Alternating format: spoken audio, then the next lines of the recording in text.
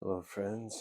I'd like to do a reading today based on the day, the energies, whatever you want to call it. I'm going to draw from this deck, the Divine Tarot. I'm just going to shift them around so that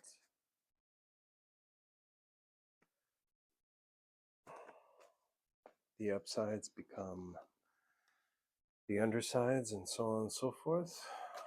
And so we're going to do a past, present, future reading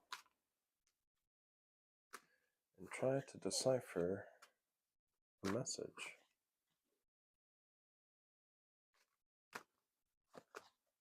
Yikes. This is a very positive reading. Whoa. Here's the first card, King of Cups.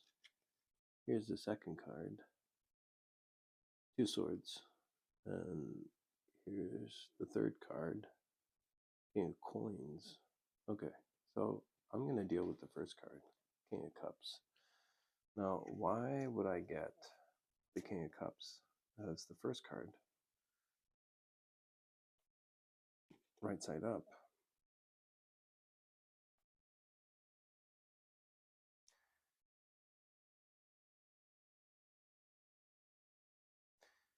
The first thing that's coming to me, and I'm actually doing this video because I just watched someone else do a video, and often what might happen when we draw something like a three-card reading is that we will not try to, we will go directly to, say, the first card, and then to the second card, and then the third card. But there's a story being played out here, and I'm trying to figure out, what is the story here? And it's inverted, but you get the point. What is the story with the King of Cups in the past? So, for instance, the King of Cups in the past, you've had difficulties before in the past. But would it show up as the King of Cups? No, no. This is the King of Emotions, the King of Water, the element of water. But why would it show up in the past? To me, it strikes me as alchemy.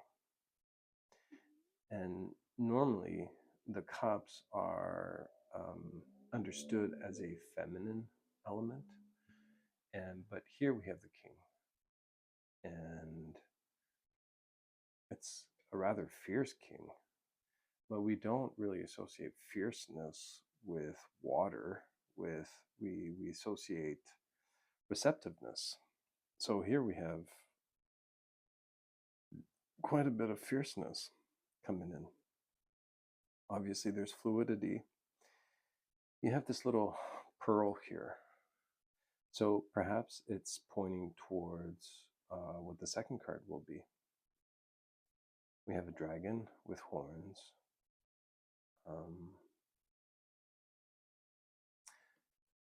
So if this is in the past, this is the past situation, that tells me that the past has been mastered. That is, we have brought a masculine approach to a feminine element, and that to me tells me that it's mastered. So, for instance, whenever I get the Queen of Wands, it's the same thing. Fire is normally seen as a masculine attribute. It's very yang. It's very active and out, and it gets you to move and what have you. For instance, when you're angry, you're frustrated, you're unhappy with what's happening in your life, you're frustrated, and enough is enough kind of thing. So you're going to do something about it, but you do it in a way that is you're using the fire through a feminine archetype. Here it's using the masculine, or sorry, you're using a masculine archetype to move through water to be receptive. That tells me that you've mastered mastered your emotions. You have alchemized situations. You have alchemized yourself. Um, and now you're ready for the present, which is this. You need to make a decision now as to how to get to the King of Coins. So to get from here to there will require some fine-tuning. You need to find out what is in this sword and what is in that sword. And if you look closely, you have the moon near your sword. This is, by the way, this is the story of Avalokiteshvara. You see the flames, and when you're in the two swords situation, it does feel like you're burning up. It does feel like, oh Lord. So you have fire and then air energy, and you have the moon. You have illusion right here. And so you need to find out what is in this sword here, which will be, well, in this case, it's the King of Coins. What will bring fruits for you? This side is fallow. This side is fruitful. And you have the King of Coins right here. This speaks for itself. I don't even have to speak of the future of this card. However, this, if we compare these two cards, we bring them side to side. This is your first card. This is your second card. Okay. Mastering this, mastering your emotions, mastering illusion, alchemizing the moon, essentially, what is illusory, would make of you a king of cups. So because of this work, it will help you to go from this sword to that sword. And in this case, it makes sense that the King of Coins is beside that sword. So as a thought experiment, I would want to journal, or I would want to find out through, say, deep meditation or through journaling, like I mentioned, or perhaps jotting down intuitions, insights that come to you, with the intention, please, Great Spirit, let me know what is illusory here and what isn't, so that I can build a foundation in this sword so that it can last for years instead of fooling around with this stuff. And the reason why I say that is because if you have the King of Cups here, this is the masculine that has mastered the feminine aspect of emotion, of receiving. So you've received everything that you need to receive. You've mastered reception. You're in control. And you no longer need to be this kind of wavy twig, this wavy branch, this weak tree in the wind that is just moved to and fro by just about anything. So if you've mastered this, if you've mastered, what I'm talking about, then you will know what decisions lead towards illusion and disappointment and reality and success for you, which in this case would be a King of Coins situation. And obviously, the higher teaching, I would argue, is that whenever we are seeking for ourselves without the benefit of bringing benefit to others, so if it's not a zero-sum game where it is mutually beneficial for ourselves, for our family, for others around us, then there's an illusion at play. Because especially if you've mastered the cups, this would imply that your choices will be guided by compassion for others and their suffering. It will be guided by higher principles, higher virtues that are not affected by, say, lower vices like greed, like the need to be successful, the need to be this, the need to be that, certain preferences and what have you. So it really is, in this card, we're talking about a jump, a leap, leaving behind illusion and moving to reality. Now, I really, bringing this card in relief here, I really appreciate this card because it speaks to, and I really love this deck for this because it adds another dimension, and that is that um, we're considering a story here. So this is an indigenous story, Turtle Island, and myself living in Winnipeg, which is considered the center of the middle of Turtle Island. So we have a tree here, we have growth, we have the big coin, we have Turtle Island, and it's leading me to ask this question, um, especially geographically, just being here in Winnipeg again, and on living on Turtle Island. What decisions do I need to make so that it profits, it benefits all of Turtle Island? That's a big one. So for me, that might entail asking not only this generation or the next one, but the next 7 generations. And lo and behold, I see 7 crystals on the turtle. That's really interesting. At least I think they're crystals. I can't really tell. And this would be in the form of a higher intention, so that all beings may benefit. And the only way to do this would be to master this. I often see these elements, these suits on the medicine wheel. So I'll see the cups in the west, I'll see the coins in the south, the earth element, the cups here being the water element. I'll see something like the King of Wands or the Queen of Wands in the east, fire, and I'll see the King of Air, the King of Swords, or the Queen of Air, Swords in the north. And it's interesting how they play off each other. So this one is in the south, this one is in the west.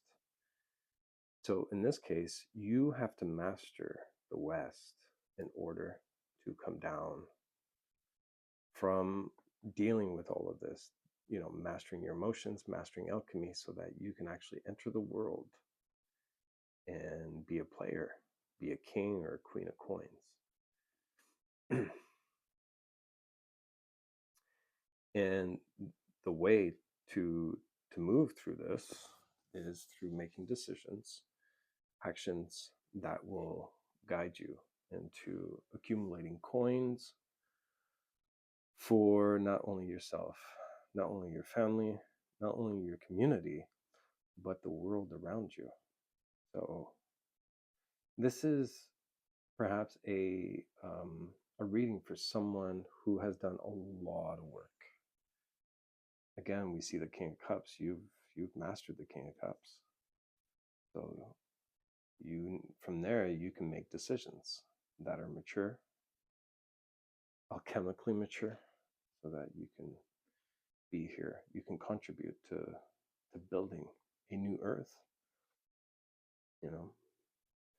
What's fascinating too is that in this depiction of the King of Coins, we unfortunately have the moon. That's not the sun, that's the moon.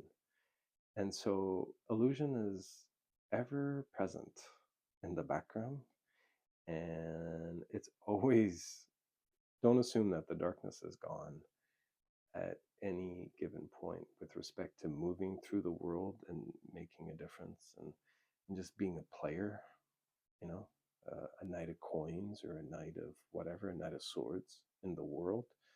Don't assume that, and this is the meaning I'm getting from this card, don't assume that you've transcended it and that you're just sitting in the sun.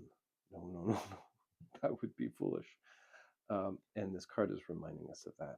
That yes, okay, you're trying to build all of this, but the moon behind there, which is illuminated by the light, by the way, obviously, um, is, you know, ever present in our reality. So as we're building the new earth, we have to be aware that the moon is still around, the moon is still affecting us, the moon is still a symbol of illusion, um, and that we may flip the moon here and there in terms of okay, we see through this illusion, yada yada yada. We see through this illusion, we're entering into deeper levels of reality. Okay, that's fine. That's one thing, but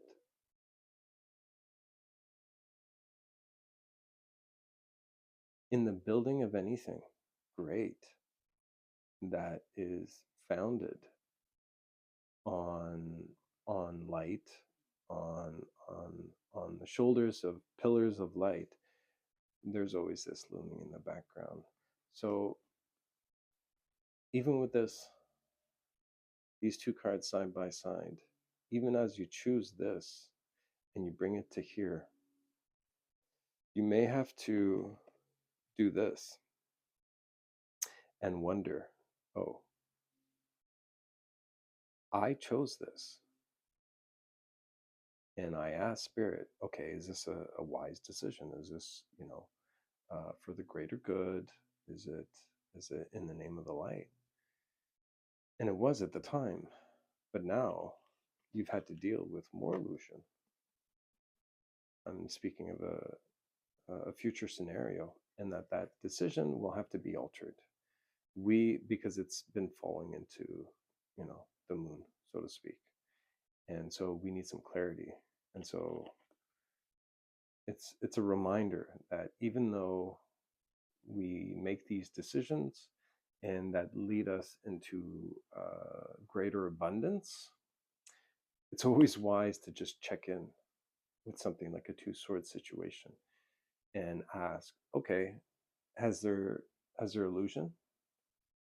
Has there been some illusion that's crept in? And to just take stock of of what's occurred, kind of thing. Normally something like this, you will have this come down and crumble at some point. You will meet a challenge. That's what I mean by that. You will have a challenge, you will have some difficulty, and you will have to come back to this. And from the difficulty, coming back full circle, you may have to consider, okay, to what extent have I mastered this?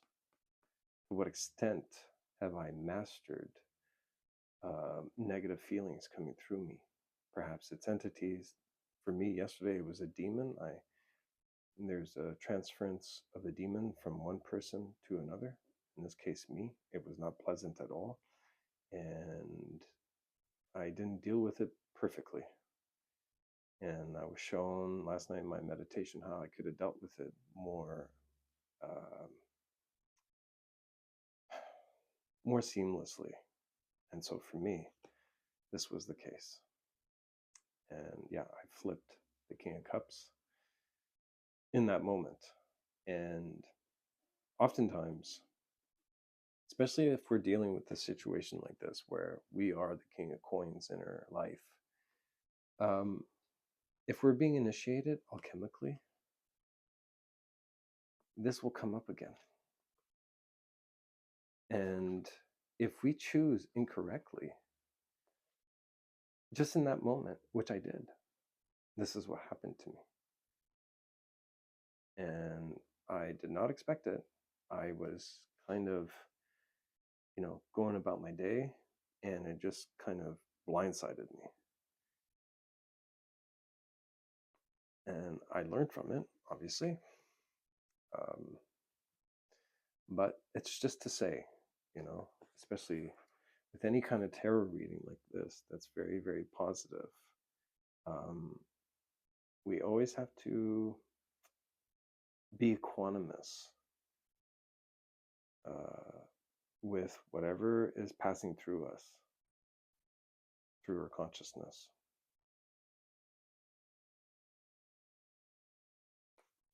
Thanks for listening.